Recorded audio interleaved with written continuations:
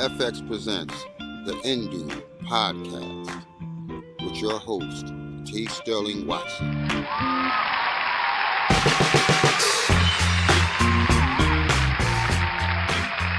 Good morning, Indubians. I'm T. Sterling Watson.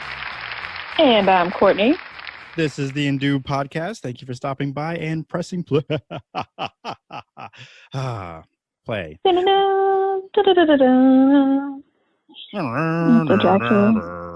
was doing I was following you. Following you. Well, if you haven't guessed already, this is our annual Spookums episode. Ooh. Supposed to do something chilling. No. Oh no. I know. It's okay. I wasn't ready for that one. It's all right. We're rehearsing. So yes, this is our annual Spookums Zone episode where we will, I don't know, kind of celebrate Halloween in our own special way and do something a little spooky. Last year we had the great Tanana Reeve Do come by and give us an excerpt of summer ghost stories. Oh, I can't remember the name of the book, but she came by and shared one of her stories with us, and it was a lot of fun.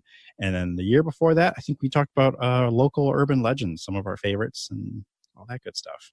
So we had a history of freaking each other out. So yay us. Yes. This year we asked you guys, dear listeners, dear Indubians, to share some of your fears with us. And I'm so glad that some of you did. And we will kind of talk about that. But before we do, I figured we would go first and talk about things that scare us or freak us out. Fears that we have, whether they be maybe irrational or kind of silly or like, wow, that's a weird thing to be afraid of. Or something that's, legitimately like, it's like, oh yeah, I'm afraid of that too. I'll go first and discuss one of those. I don't want to call it irrational, and I don't know why, but I really kind of have an icky feeling when it comes to mushrooms, specifically the ones that are just popping up and sprouting in the yard. Just like, where did you come from? There's like a long sigh, like a just deep sigh from you.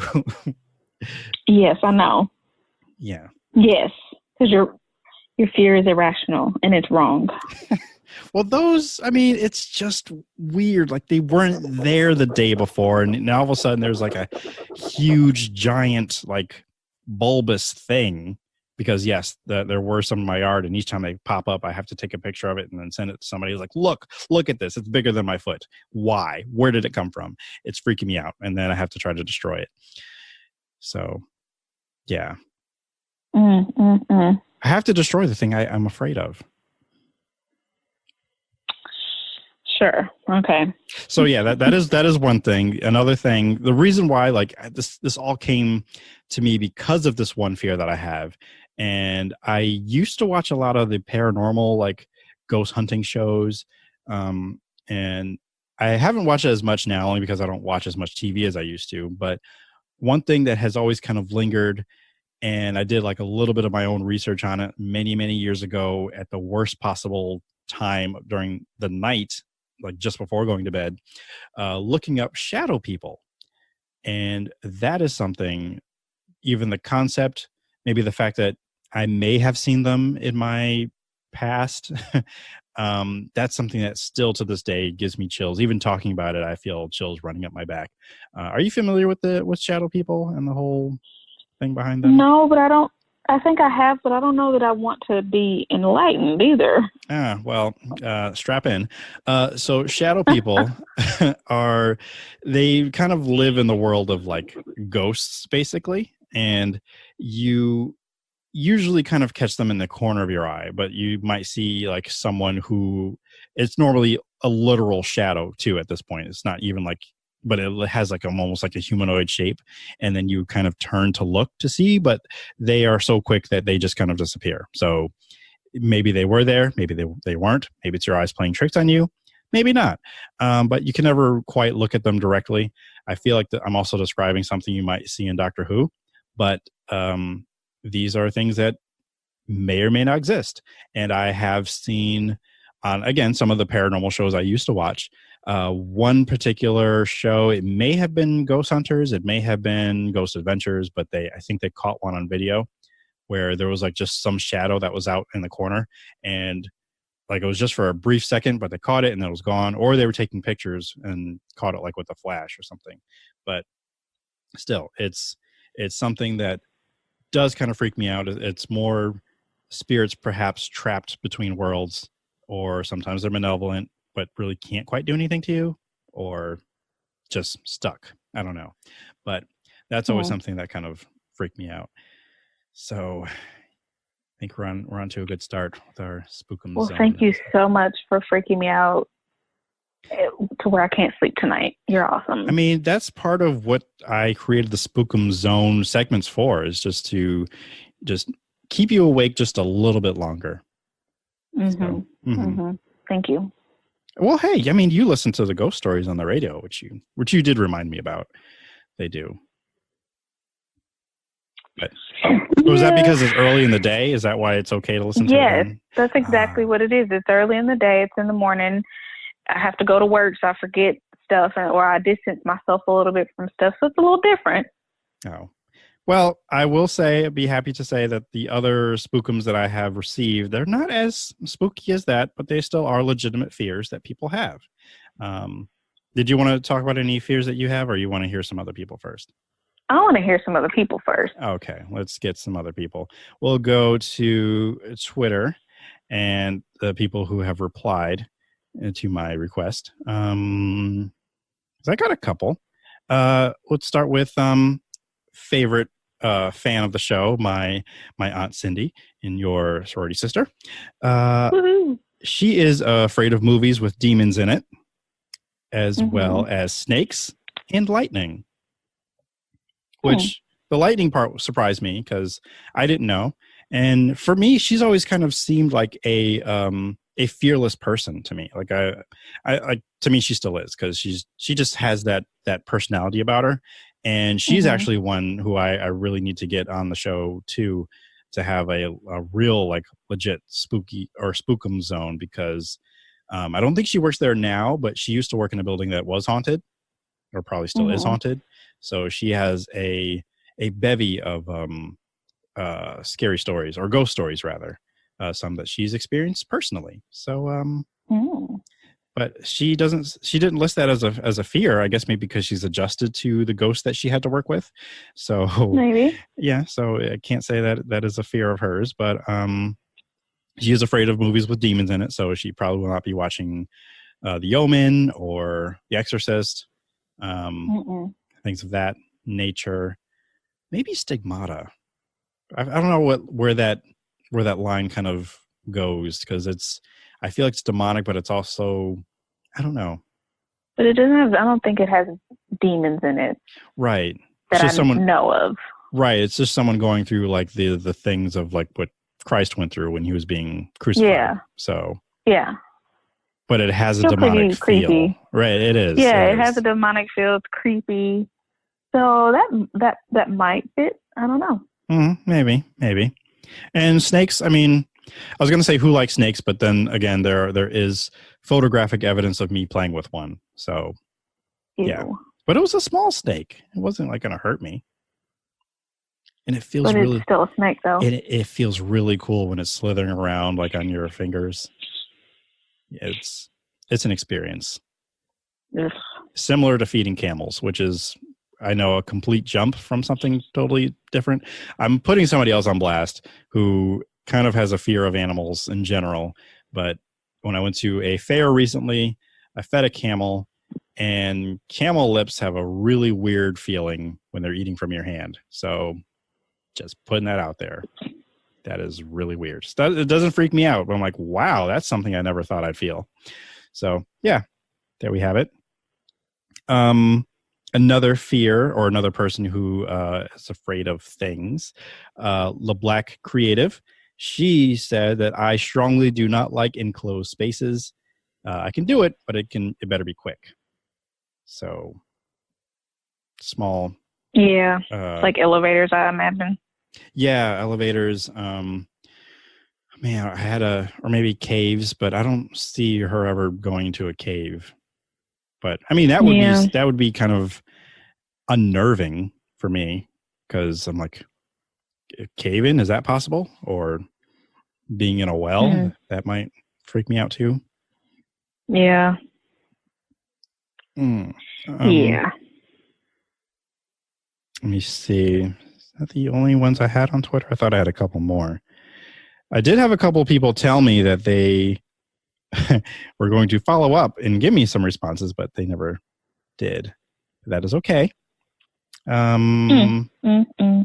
know, just failures all over. I'll go over to Facebook, because Facebook, surprisingly, I generally, as we know, I'm not particularly fond of Facebook, but it serves a purpose. And I got 2 responses here. And from, I believe, my cousin Sharna had told me, or told us, my fear is not having anyone in my last moments. I know we die alone, but at the same time, I want to at least know that I touched someone's life before my death. Aw. Yeah. That's nice. It is.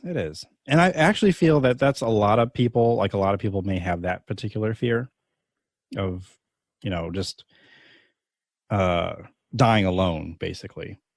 Yeah.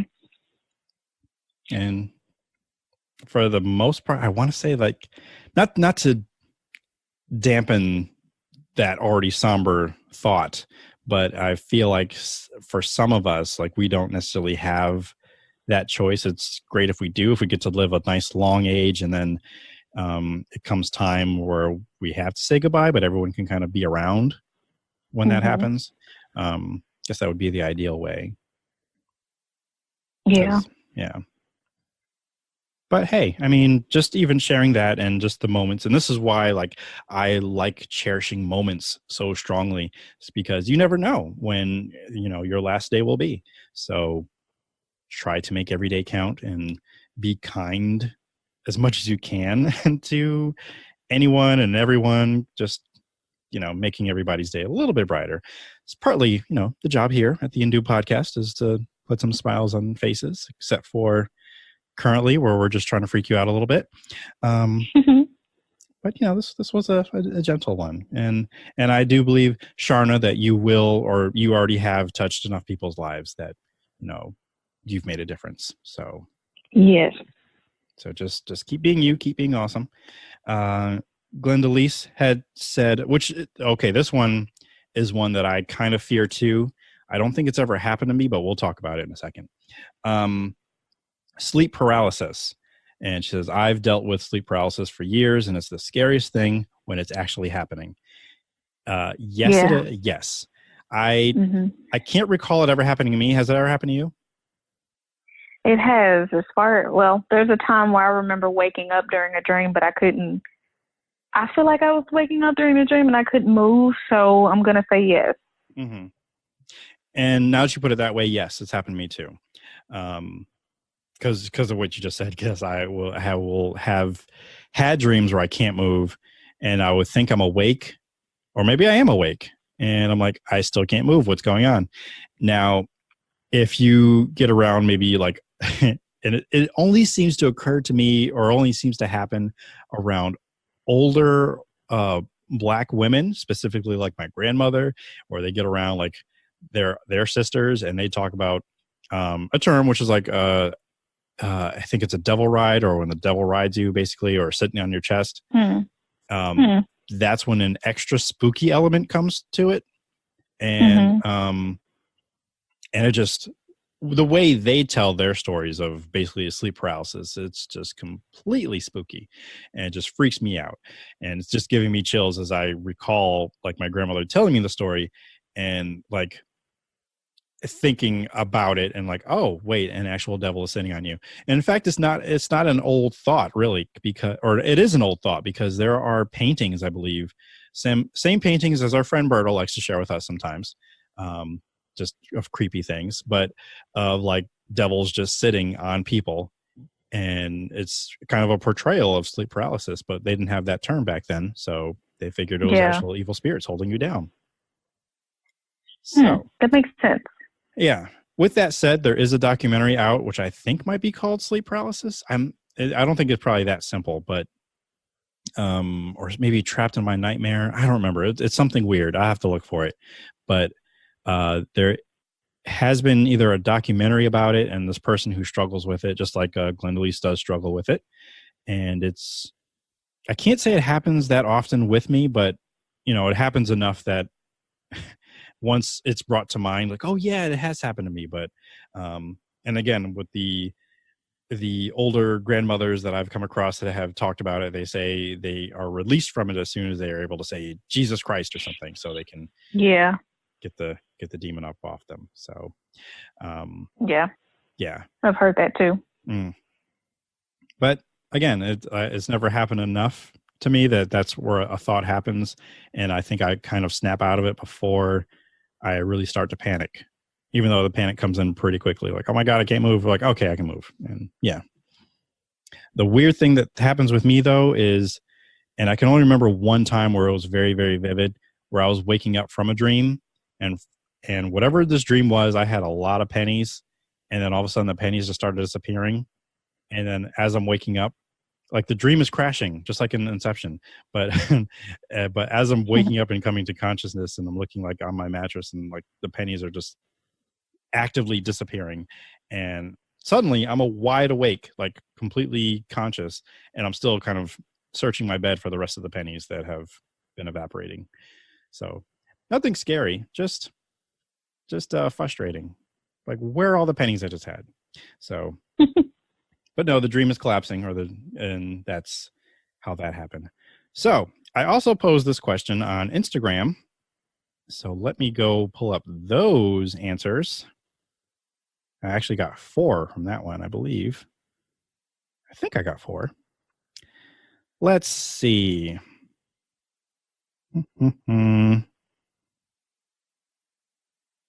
I have 3. Berto commented twice because he wanted to let me know that he liked that in the video that I posted asking people this question, I had captions on the video so people could read without having to listen to me. Well, why wouldn't you want to listen to me? And it's accessible. Yes, it is. That's also why I did it too. So Big Phil from the Bronx had asked, or not asked, his fear is, I have never been a fan of heights. How do you feel about heights? Bother you much? Not really. It's not something that bothers me unless it's those type of heights where I have to like I've done faith leaps or leap of faith before, like where you're on top of a pole and then you jump. Mm-hmm. I don't care for that. Mm-hmm. But typically heights don't really bother me.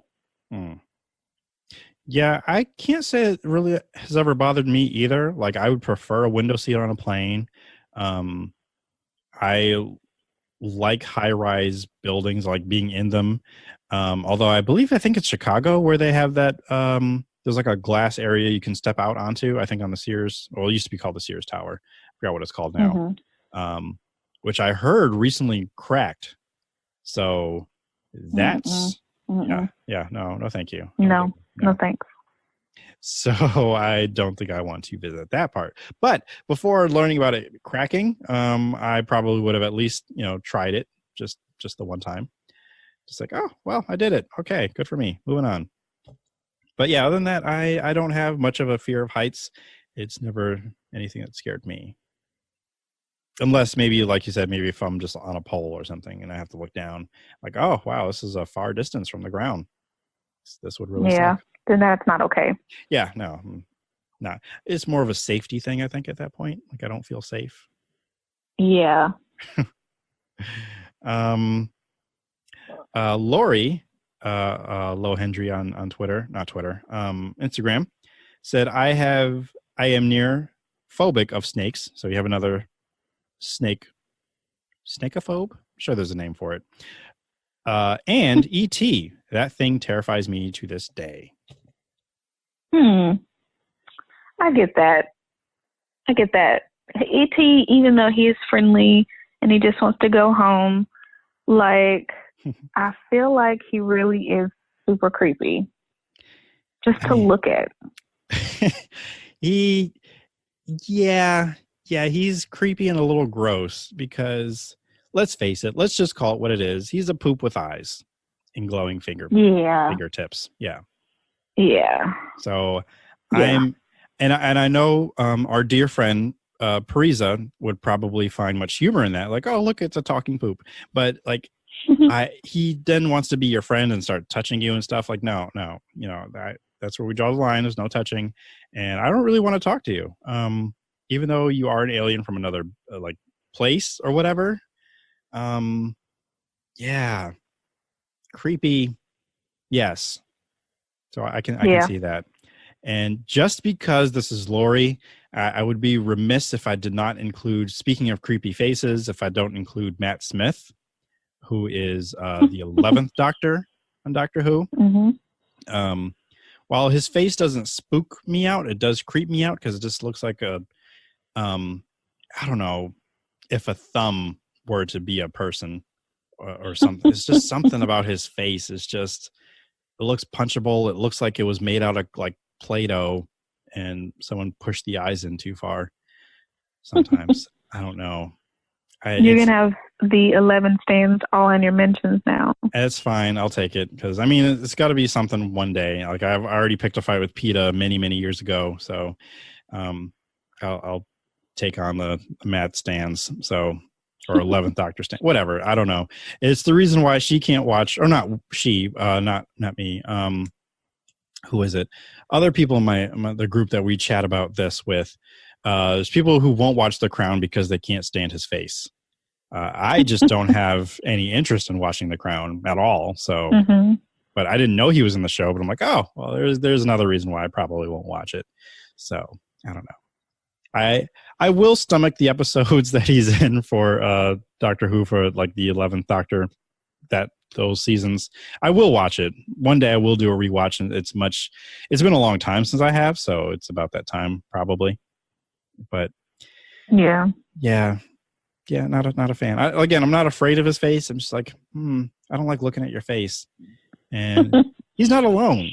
There's another one who I famously have already talked about before, but Quentin Tarantino. I really don't like to look at his face because it just looks like his. Yeah, he's got a very unique face.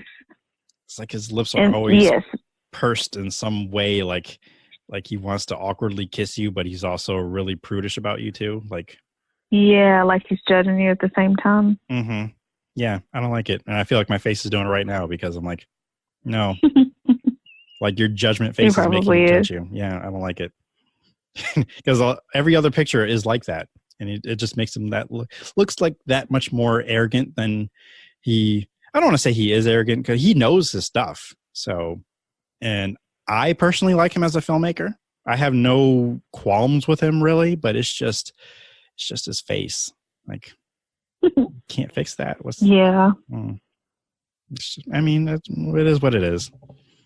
So, hopefully neither Matt Smith or Quentin Tarantino hear this and they'd be like, "What's wrong with my face?" And I make them all self-conscious, but they're fine. They got loads of money. They're good. And of course, Berto has a lifelong fear of spiders.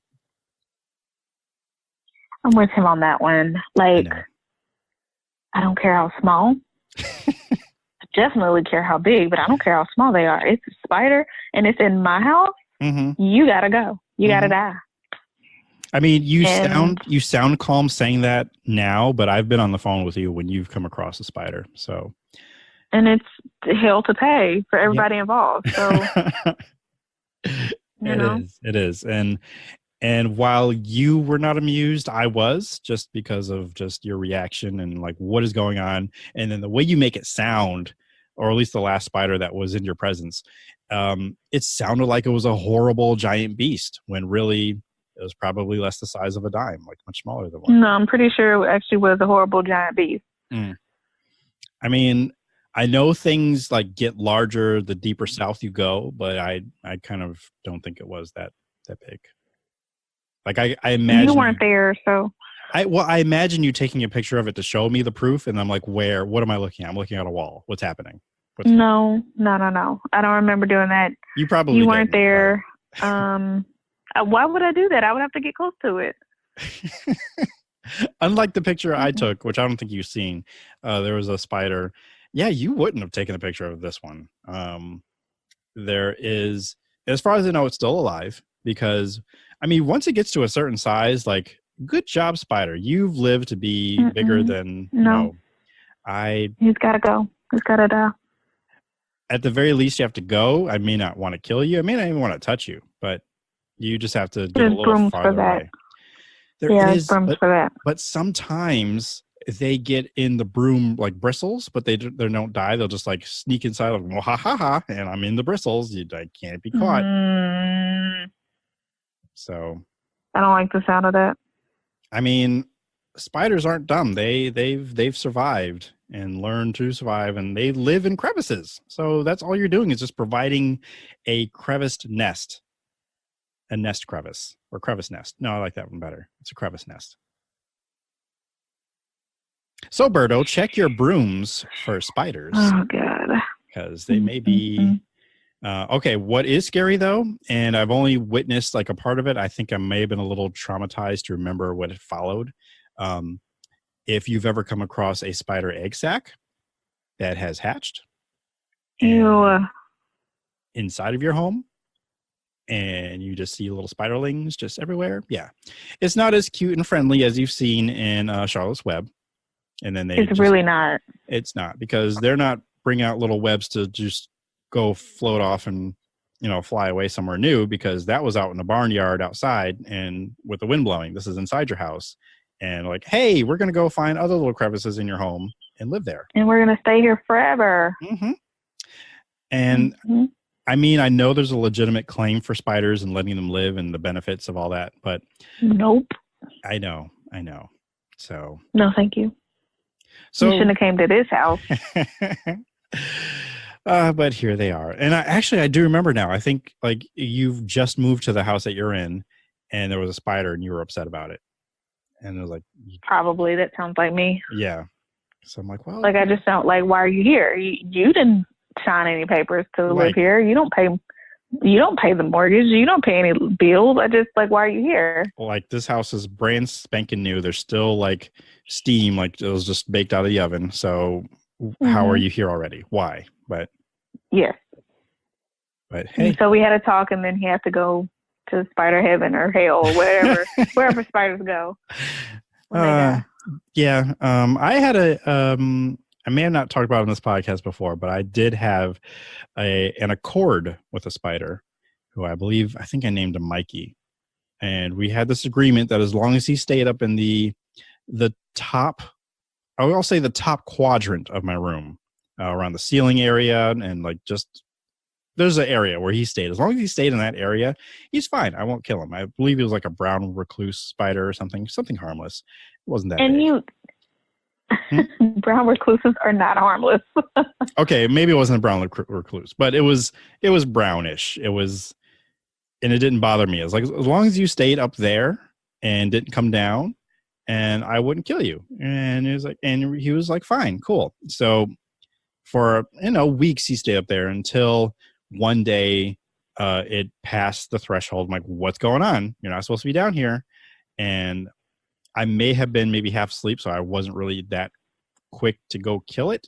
But then eventually it kind of disappeared on its own volition, just away somewhere, and I don't know where it went. However, I had spoken with my mother like some time after that, and she had told me a couple of weeks ago she had killed a spider that was in my room around in the same area where Mikey and I had our agreement.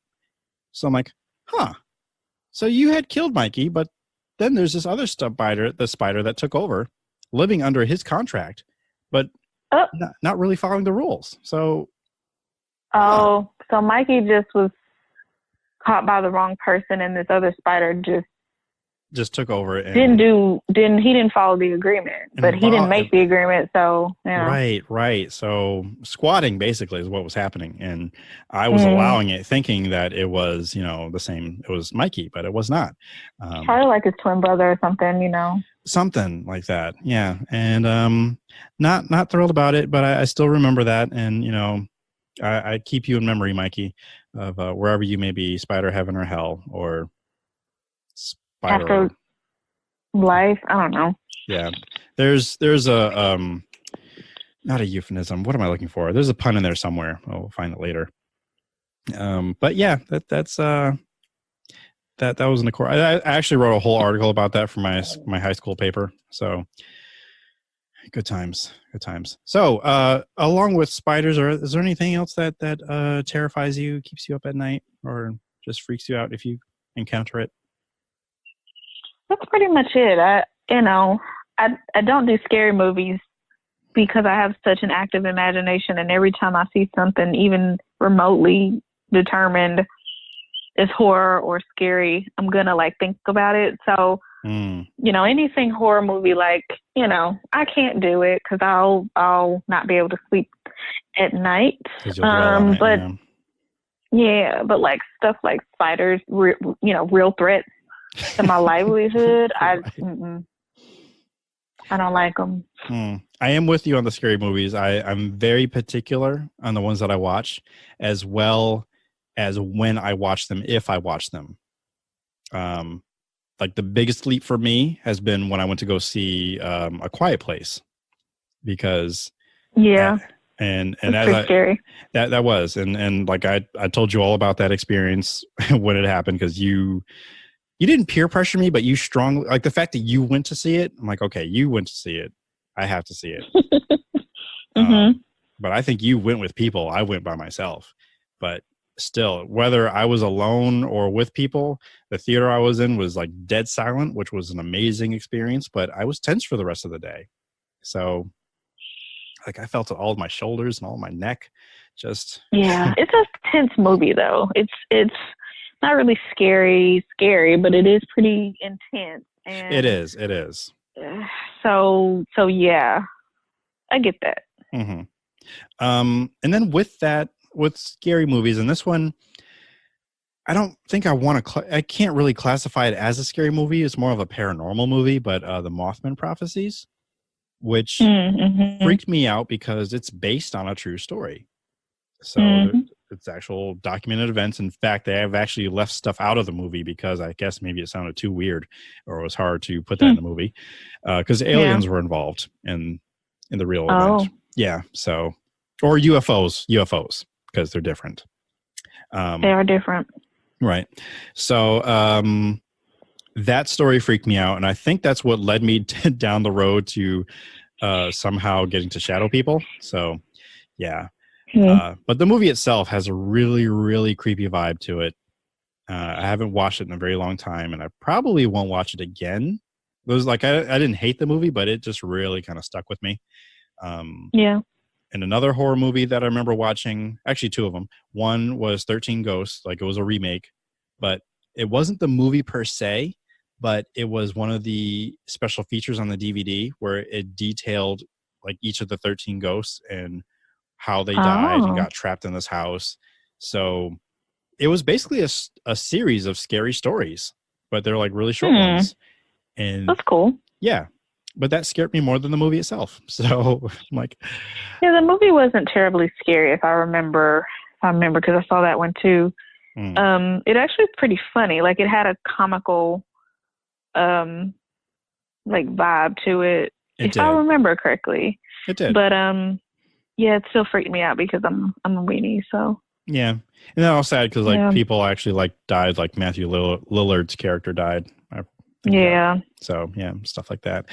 The other movie that had an interesting scary effect, and it was very subtle, and I don't think this works with a lot of people, but the original The Haunting, because I do know they remade that movie, and it's with CGI chaos at the end, what is happening? It's just a computer vomited on my screen. So but the original, the haunting takes place in a haunted house. A bunch of people are in the house. I forget for what reason. I think to do a study.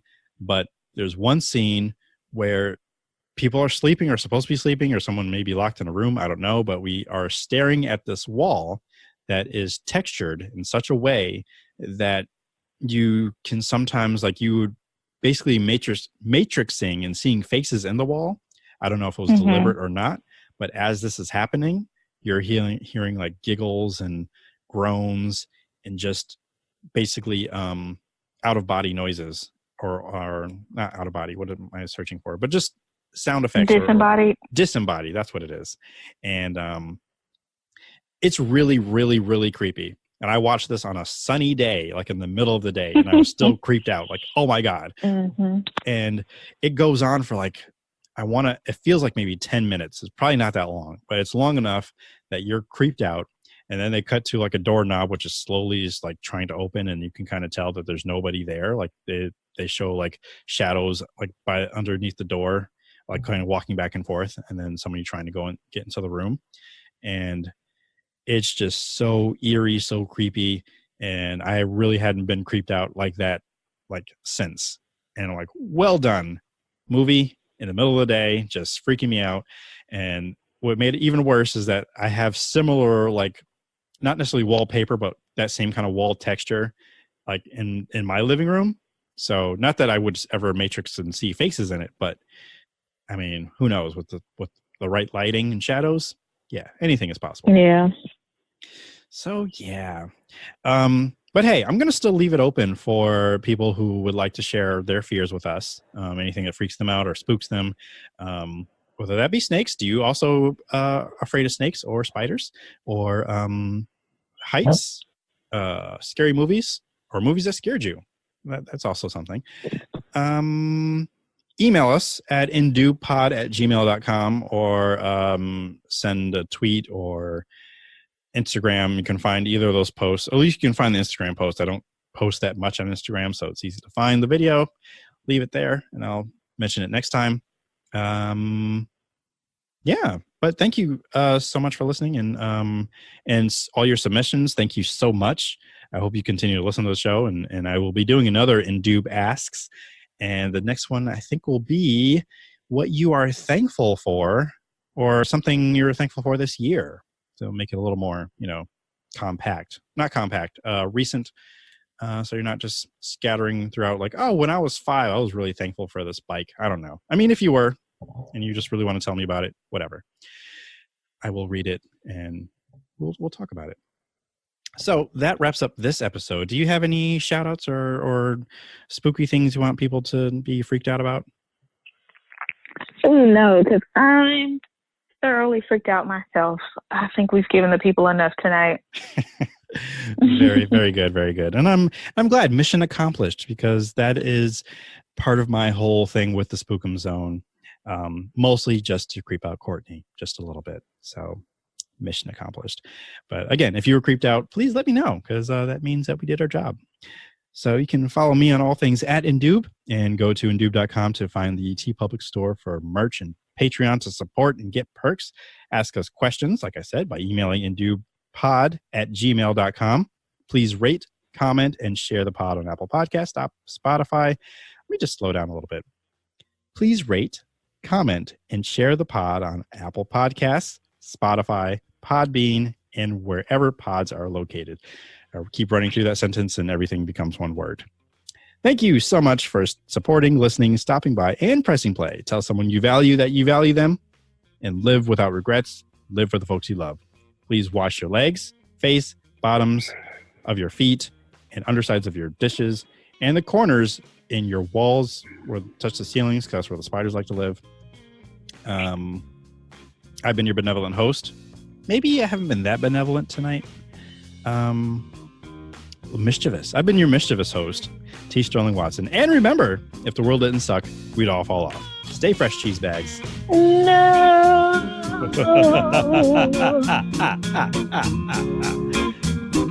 Count Dracula. Or not the Count from Sesame Street. Yeah. More of that.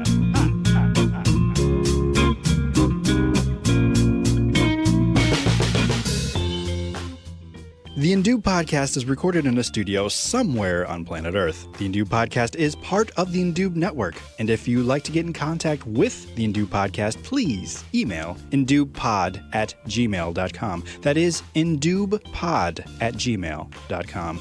You can find the Indube podcast on Apple Podcast, Stitcher, Google Play, and of course Podbean, or wherever podcasts may be procured. If you'd like to find out more information, please visit indube.com, where you can find our store, the blog, and of course our Patreon if you'd like to support and donate and find more perks and fun things to listen to and watch. For Chief, DJ Joe Daddy, Bilford, this is T. Sterling Watson signing off. Thank you so much for listening. Use your words, Chief. Good boy. This has been another 3SFX production.